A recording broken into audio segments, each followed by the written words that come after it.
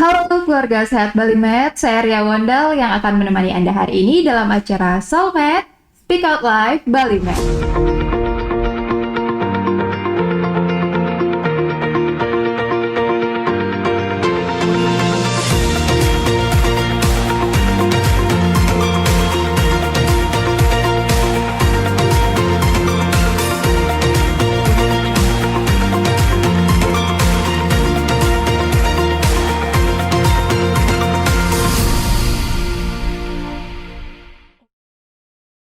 Ya, keluarga sehat Balimed semuanya, seperti yang sudah diinfokan di media sosial kami sebelumnya, bahwa podcast hari ini kita akan membicarakan tentang penyakit jantung koroner.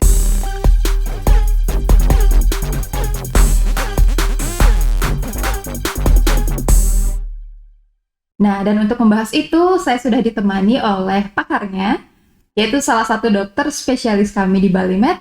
Beliau adalah Dr. Putu Sukma Parahita Aditya, spesialis jantung dan pembuluh darah. Halo dokter, selamat pagi. Selamat pagi Ria. Apa kabarnya hari ini dok? Baik, sehat. Sehat? Dokter, gimana kalau supaya kita lebih semangat dok ya? Oke. Ketika saya tanya, apa kabar hari ini dok? Dokter bilangnya sehat bersama Balimed. Biar lebih semangat dok ya, untuk para pendengar juga semuanya. Iya. Ya. Apa kabar hari ini dokter? Sehat bersama Balimed. Iya, luar biasa sekali. Ya dokter, terima kasih karena dokter sudah meluangkan waktunya untuk hadir di acara hari ini ya dokter ya. Oke, terima kasih juga saya sudah diundang di sini sama Ria dan tim Balimed juga untuk sharing sama semuanya yang ada di sini.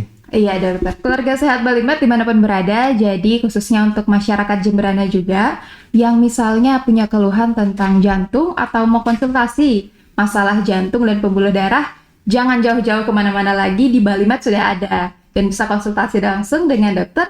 Sukma Parahita. Iya, betul ya dok ya? Betul. Iya dokter, sebelum kita membahas lebih jauh tentang penyakit jantung koroner ini, sebelumnya mungkin dokter bisa memperkenalkan diri dok ya kepada keluarga sehat Balimed di rumah yang mendengarkan supaya lebih kenal lagi dengan dokter. Oke. Ya, silakan dok. Ya, terima kasih.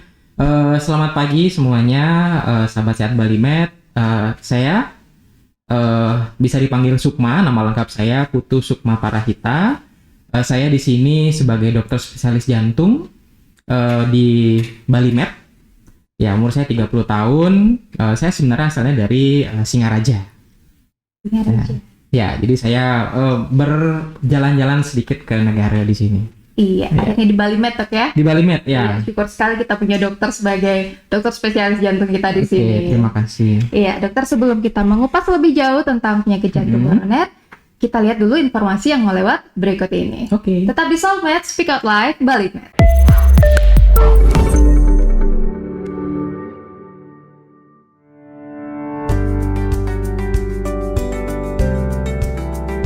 Bagaimana cara memakai, membuka, dan membuang masker dengan benar?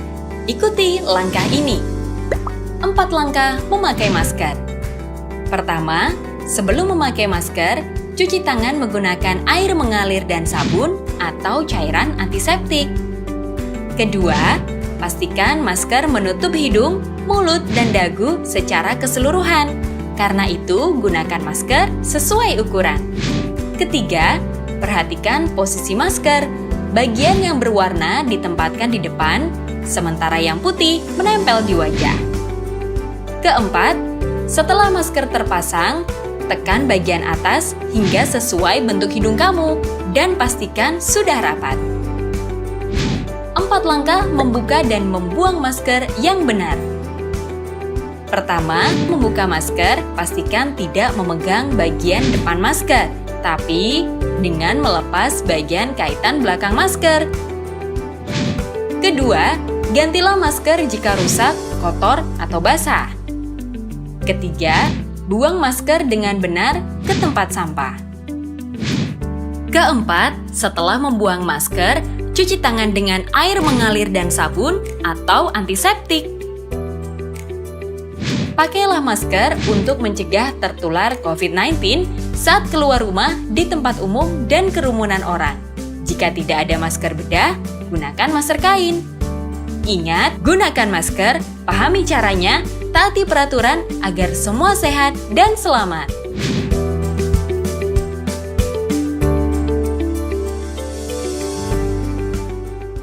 Kembali lagi bersama kami di Soulmate Speak Out Live Bali Med. Nah, dan untuk teman-teman semua, keluarga sehat Bali Med dimanapun berada, saya ingatkan bahwa teman-teman semua pendengar di rumah bisa bergabung dalam acara ini. Caranya bagaimana? Silakan ketik pertanyaan-pertanyaan yang misalnya nih, ada keluhan tentang apa, boleh ditulis semuanya di kolom komentar. Karena untuk 7 orang pertanyaan yang terbaik dan terpilih, kita akan memberikan hadiah. Hadiahnya adalah berupa voucher pemeriksaan EKG dan konsultasi langsung dengan Dr. Sukma. Nah, vouchernya seperti ini. Ya, jadi ayo silakan ikut bergabung partisipasi dalam acara ini. Dapat voucher dan konsultasi langsung, lumayan sekali dok ya. Gratis ya, tidak bayar. Ya dokter. Kita lanjut lagi membahas tentang penyakit jantung ini. Oke. Penyakit jantung koroner, saya punya pertanyaan yang mendasar dulu. Sebenarnya penyakit jantung koroner ini apa sih dok? Oke. Jadi penyakit jantung koroner itu sebenarnya cakupannya cukup luas. Tapi yang paling sering kita temukan itu adalah adanya gangguan dari aliran darah di pembuluh darah koroner. Pembuluh darah koroner itu adalah pembuluh darah yang memberi makan jantung, jadi memberi oksigen dan memberikan makan ke jantung. Nah, gangguan aliran ini yang menyebabkan jantung itu kekurangan oksigen, terutama saat dia beraktivitas, saat olahraga, saat bekerja. Jadi kekurangan oksigen saat bekerja. Nah, yang paling sering menyebabkan penyakit jantung koroner ini adalah adanya plak. Jadi namanya plak aterosklerosis. Jadi itu adalah penumpukan dari lemak, ya, lemak yang mengeras, adanya sel peradangan, kemudian ada sel-sel otot polos, ya. Jadinya dia membentuk sebuah sumbatan di pembuluh darah koronernya, sehingga alirannya tidak menjadi lancar. Itu yang paling sering kita temukan. Oh, seperti itu. Jadi ada plak yang menyumbat ya, dokter? Iya. Plaknya itu dari bagaimana bisa terbentuk plaknya itu, dok? Oh iya. Jadi plak ini terbentuknya dalam waktu yang tidak sebentar. Jadi dia perlu waktu. Awalnya seringkali diawali oleh pembuluh darah yang ada terluka. Ya. Jadi pembuluh darah itu kan mulus harusnya ya. Nah, dia harusnya mulus. Kemudian ketika ada perlukaan di pembuluh darah itu, misalkan pada tekanan darah tinggi misalkan, atau pada rokok yang menyebabkan adanya oksida bebas yang menyebabkan perlukaan di pembuluh darah, itu akan mengundang lemak-lemak jahat yang ada dalam darah. Ya, lemak-lemak jahat diundang masuk dalam luka itu, sehingga di dalam luka itu dia membentuk fondasi dari plak aterosklerosis itu. Nah, bertahun-tahun, berbulan-bulan, bertahun-tahun terjadi penumpukan terus-menerus ya. Itu akan menyebabkan adanya plak yang menyumbat aliran darahnya. Jadi tidak langsung ya dokter? Tidak ya? langsung. Ya. Nah, kan tidak langsung, apakah saat orang itu misalnya nih, dia kan belum tahu kena penyakit jantung koroner atau tidak. Kita sebagai orang awam kan kalau sudah masih sehat-sehat aja, ngapain ke dokter juga kan ya dokter? Ngapain juga periksa. Itu kira-kira ada gejalanya nggak dok? Atau tanda-tandanya bagaimana kira-kira? Ada. Jadi plak itu atau PJK, penyakit jantung koroner, itu sering kita temukan saat kita mencurigai adanya timbulnya, yang pertama adanya nyeri dada ya. Jadi nyeri dada terasa tidak enak, dadanya terasa berat, ditekan benda berat, atau seperti diikat, munculnya saat beraktivitas atau saat capek biasanya. Oh begitu. Ya, kemudian nyeri dada ini akan membaik kalau kita istirahat. Itu khasnya dari gejala penyakit jantung koroner. Jadi ada rasa nggak enak di dada, bisa menjalar ke lengan kiri atau bisa menjalar ke leher. Munculnya biasanya pada saat beraktivitas. Berarti tiba-tiba dok ya? Lagi beraktivitas? Iya. Jadi saat kita beraktivitas, rasa nyeri dada itu akan muncul biasanya. Iya, kalau kita sudah sering merasakan itu, kita bisa menebak. Oh, kayak kalau misalkan saya beraktivitas seperti ini, pasti akan muncul. Itu biasanya bisa ditebak. Tetapi misalkan terjadinya serangan jantung itu adalah penyakit jantung koroner yang tiba-tiba memberat, ya, itu bisa saja terjadi mendadak saat kita sedang diam atau saat tidur, itu bisa saja terjadi seperti itu. Berarti kalau memang orang sudah biasanya nih kan banyak di sekitar kita orangnya misalnya nih meninggal karena serangan jantung seperti itu dok ya. Itu berarti dia memang sebenarnya punya penyakit jantung koroner ya? Pasti ya dok ya? Iya, jadi serangan jantung itu sendiri jika memang sudah terbukti ya, sudah diperiksa misalkan. Nah, memang penyebabnya itu adalah penyakit jantung koroner. Penyakit jantung koroner yang sebelumnya mungkin tidak terdeteksi atau dianggap remeh mungkin. Ya seringkali seperti itu. Mungkin mah aja. Sakit-sakit biasa ya. Sakit-sakit biasa, masuk angin, dikerok misalkan, nanti membaik gitu misalkan. Nah, itu tidak diperhatikan, tetapi saat suatu pemicu yang muncul, saat emosi misalkan atau saat capek, nah terjadi perburukan yang mendadak, serangan jantung, nah itu biasa terjadi. Berarti kondisi badan juga memang tidak fit biasanya dok ya? Ya, biasanya ada pemicunya biasanya untuk menjadi serangan jantung. Tapi penyakit jantung koroner yang stabil itu juga bisa kita temukan. Jadi dia ada keluhan, tetapi stabil dalam artian kalau misalkan kita beraktivitas sehari-hari tidak muncul dengan dikontrol obat gitu, misalkan ada pasien-pasien itu namanya penyakit jantung koroner yang stabil. Yang stabil, ya. Sudah dalam perawatan berarti dok. Sudah dalam perawatan.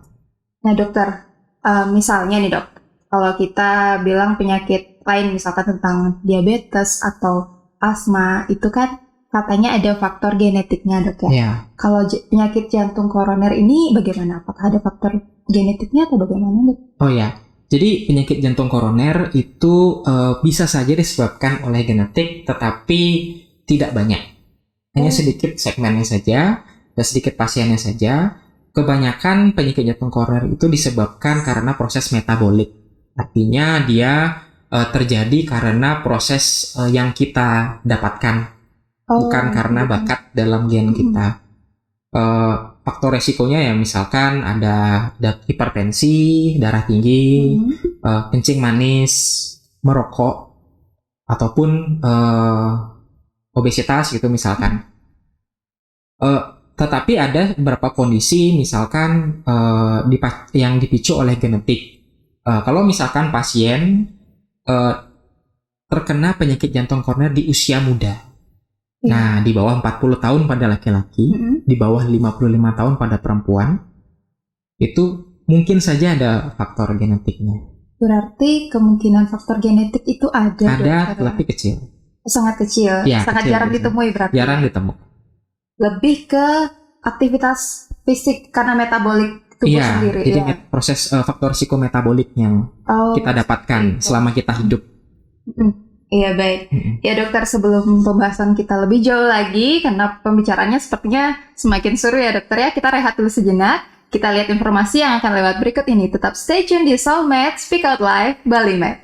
Yang dimana layanan ini merupakan layanan yang baru hadir satu-satunya di Kabupaten Jemberana.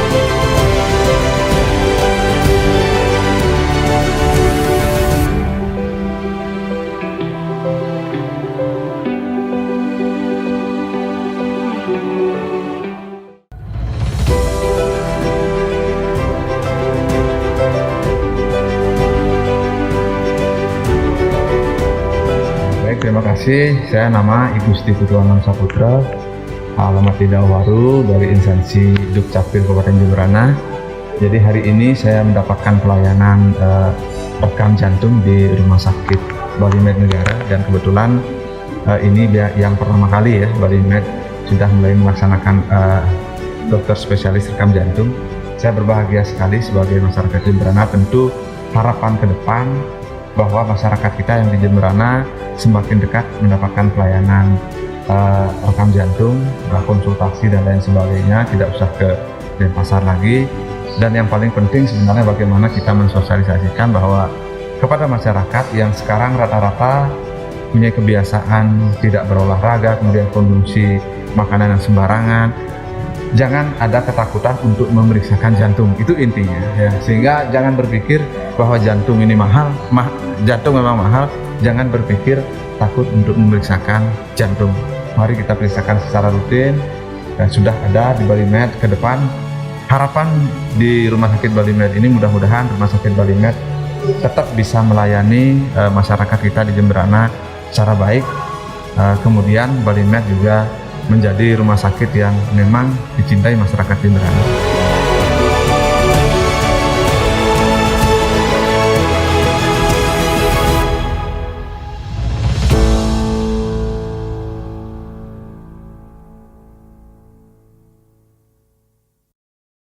Ya, keluarga sehat Balimed, kembali lagi bersama kami dalam Soulmate Speak Out Live Balimed. Masih bersama saya Ria dan Dr. Sukma Parahita. Nah, untuk keluarga sehat Balimed yang mungkin baru bergabung dalam podcast hari ini, jangan lupa saya ingatkan lagi untuk ikut partisipasi dengan cara mengajukan pertanyaan di kolom komentar di bawah. Dan nanti untuk 7 orang yang terpilih, kita akan memberikan hadiah berupa voucher pemeriksaan EKG gratis. Dan bisa ketemu langsung dengan Dr. Sukma Parahita, bisa konsultasi langsung ya dokter. Ya dokter, kita lanjut lagi mengupas tentang penyakit ini ya dokter ya. Oke.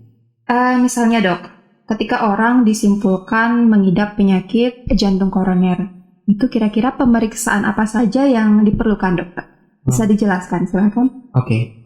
Jadi kalau misalkan ada kecurigaan, misalkan ada keluhan nyeri dada yang walaupun tidak saya jelaskan seperti tadi, khawatir misalkan ingin tahu apakah dia memiliki jantung koroner. Yang pertama, yang paling dasar itu adalah namanya rekam jantung atau EKG, namanya elektrokardiogram.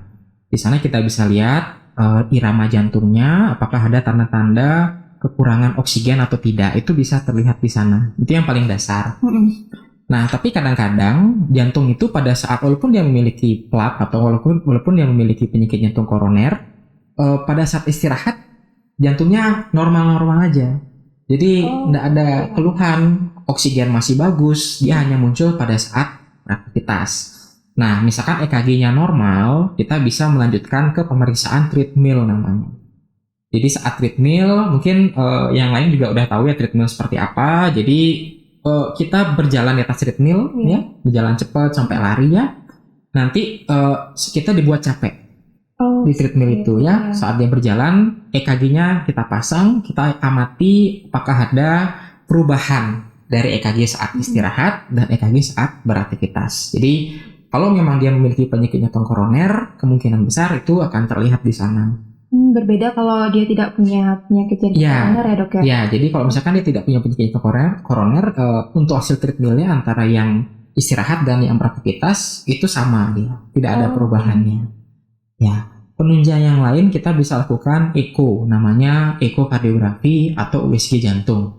Bagaimana itu dok? Nah, jadi seperti alat USG biasa, nanti kita melihat fungsi jantungnya. Jadi kita bisa lihat di sana jantungnya itu apakah ada pembengkakan mungkin yang khas pada penyakit jantung koroner. Itu namanya gangguan kontraktilitas jantung. Jadi jantung kan fungsinya memompa darah ya. Iya, betul. Memompa darah dengan iramanya ya. Pada otot-otot jantung yang kekurangan oksigen. Sama seperti kita ya, sama seperti kita kalau misalkan kita kurang makan kan kita lemes ya. Iya. Nah, pada otot-otot yang kekurangan oksigen itu, gerakan jantungnya itu akan lebih lemah dibanding gerakan otot yang sehat. Jadi di sana kelihatan. Di sana terlihat ya dokter. Ya, jadi ada yang lemah, ada yang normal. Itu bisa kelihatan. Kalau misalkan kita sudah melihat ada kelainan, ya dari treadmill atau EKG atau dari echo, pemeriksaan namanya gold standard atau pemeriksaan yang paling akurat itu adalah pemeriksaan katerisasi jantung. Katerisasi jantung. Ya, katerisasi jantung itu kita memasukkan kateter namanya. Kateter itu seperti ya kateter yang sangat kecil dan tipis dan lentur.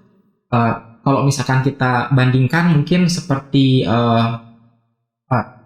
isi pulpen itu ya, tapi ini lebih kecil lagi, ya lebih kecil lagi, itu dimasukkan di pembuluh darah, di paha atau di pergelangan lengan di sini.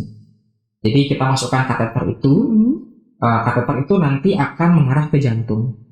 Di sana kita akan memasukkan namanya cairan kontras namanya yang diperiksa nanti lewat X-ray. Jadi seperti X-ray gitu, ya.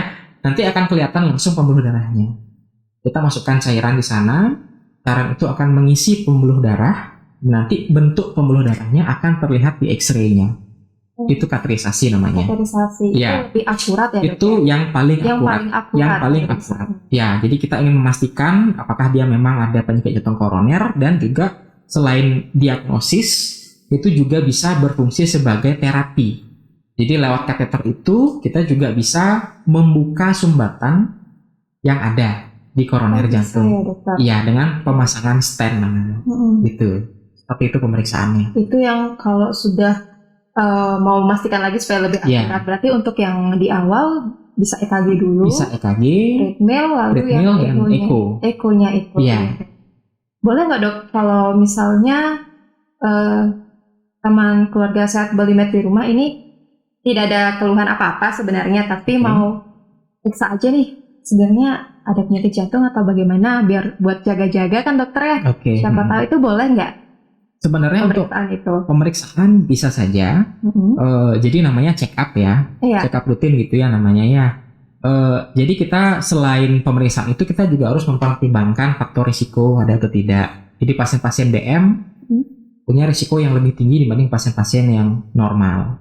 Oh, seperti itu. Ya, itu pada pasien yang tidak memiliki keluhan ya. Iya. Jadi kita harus perhitungkan juga dia punya DM atau tidak, kemudian merokoknya sudah berapa lama, apakah rutin, dan sehari berapa gitu misalkan. Nah, faktor-faktor risiko ini, jika memang faktor risiko ini sangat tinggi, itu kita bisa istilahnya kita untuk check up, pemeriksaan check up. Baik. Check up untuk melihat selain dia punya koroner atau tidak, di treadmill itu kita bisa check up untuk fungsi kebugaran tubuhnya. Jadi sekalian juga kita cek tubuhnya saat ini fit atau tidak untuk seumurannya seperti itu. Ya, tadi dokter ada bahas tentang merokok ya dokter ya. Iya. Nah itu salah satu faktor risiko. Salah satu. Nah saya mau tanya nih, kan kita ada tahu tentang perokok aktif dan perokok pasif. Nah seperti itu dokter ya. Kalau perokok aktif kan memang orang yang merokok. Iya. Kalau perokok pasif yang menghirup asap rokoknya, betul ya dokter? Betul. Nah itu sama nggak resikonya dokter? Antara itu kedua perokok pasif dan aktif itu. Kalau perokok aktif dan perokok pasif itu memiliki risiko yang sama. Oh sama ya dokter ya? Oh ya. Berarti sama-sama berbahaya juga ya? Sama-sama berbahaya. Kita ada di lingkungan yang perokok, kita menghirup, ada risiko juga berarti? Risikonya sama. Tapi memang perokok, makanya disarankan kalau misalkan perokok aktif dan tidak mau berhenti merokok, jangan mengajak orang lain. Jadi merokok di tempat yang khusus disediakan gitu, misalkan ada spot khusus merokok gitu. Lebih bagus lagi jika memang berhenti merokok. Iya betul. Selain menjaga kesehatan diri sendiri, menjaga kesehatan orang di sekitar kita, yang tentunya kita pasti sayang sama keluarga di sekitar kita ya dokter ya. Jadi keluarga sehat Bali Med, jangan lupa jangan berokok kalau bisa ya, supaya menjaga kesehatan kita sendiri juga dan orang lain juga. Dokter, pertanyaan terakhir.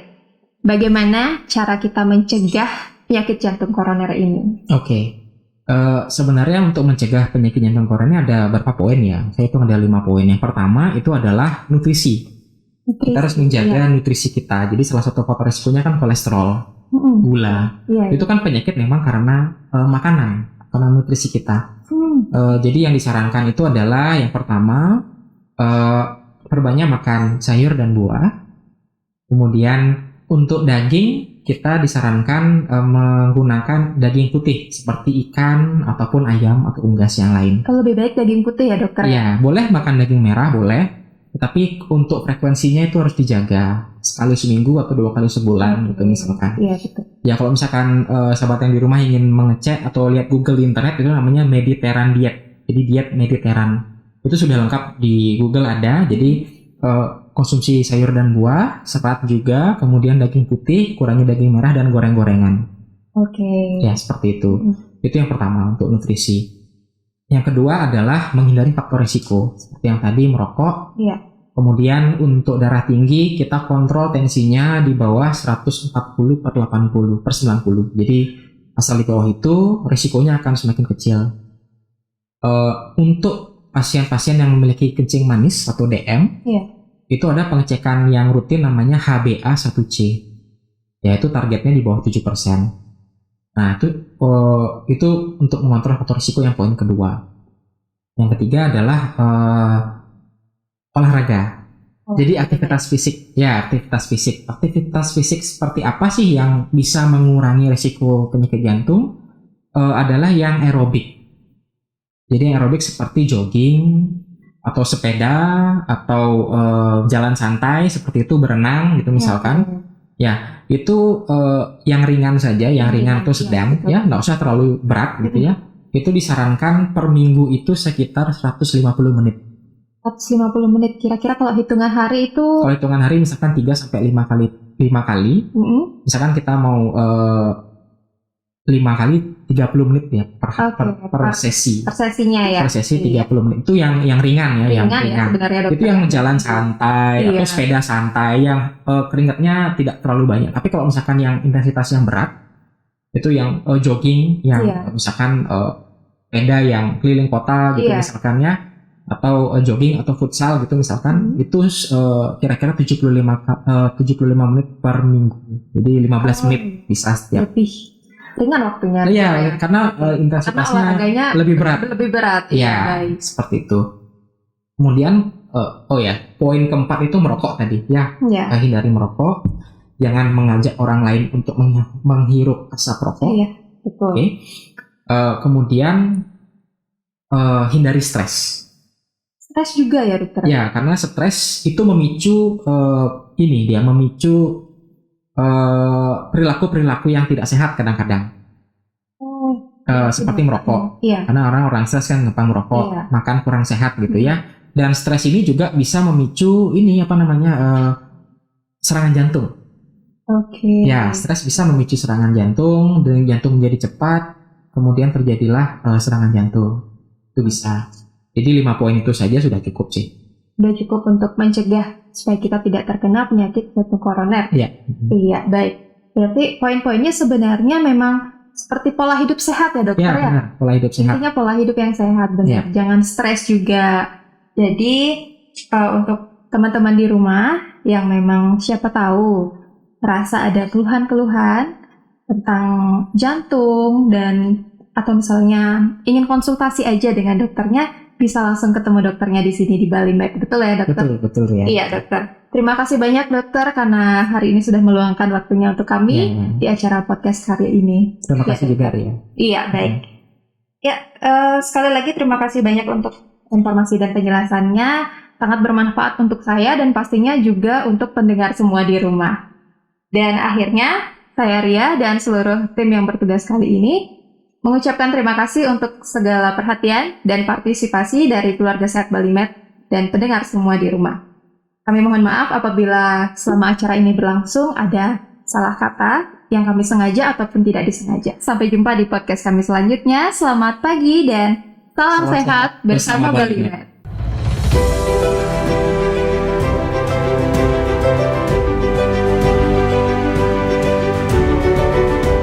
Om Swastiastu, saya I Gede Sudarsana dari Dinas Pariwisata dan Kebudayaan Pemerintah Kabupaten Jemberana. Kegiatan seperti ini sangat membuat saya respect. Terima kasih Balimed. Balimed sudah memberikan voucher untuk memeriksa kondisi saya, terutama masalah jantung. Terima kasih. Dan saya harap, sangat saya mohon kegiatan-kegiatan seperti ini bisa kontinuitasnya. Situasi yang seperti ini sangat membuat saya merasa betul-betul diberikan kesempatan untuk menjadi lebih baiklah sebagai abdi masyarakat, pelayan masyarakat. Mudah-mudahan apa yang sudah dilakukan bisa membuat saya lebih semangat, lebih merasa sehat, terutama masa pelayanan tadi. setelah saya dicek, direkam jantung, ternyata saya dalam kondisi sehat dan baik. Ini membuat memotivasi saya untuk memberikan yang lebih baik lagi buat Jemberana. Biar spesialis jantung untuk Balimed, saya ucapkan sangat baik. Mudah-mudahan ada kontinuitas kegiatan seperti ini. Terima kasih. Om Sakti Sakti.